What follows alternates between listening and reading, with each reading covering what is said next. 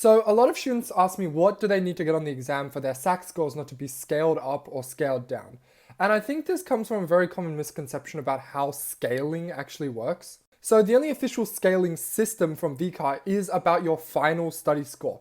And your final study score is scaled from your raw score following the VCAR scaling guide and scaled into a scaled score, which can be higher or can be lower.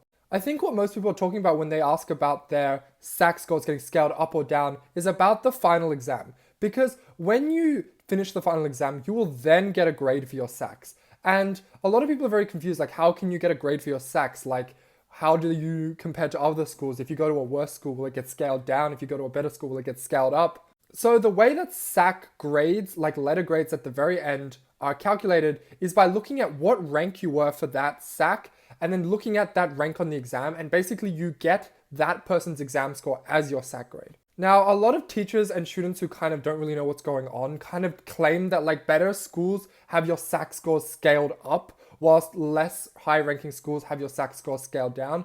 This is not really true, right? It, in theory, is perfectly fair. There is no like unfair advantage that you get from a scaling perspective for going to a higher school, because basically, in theory, what's happening is you're getting a lower SAC grade because you get harder SACs, right? And in theory, you're a lower rank in your school.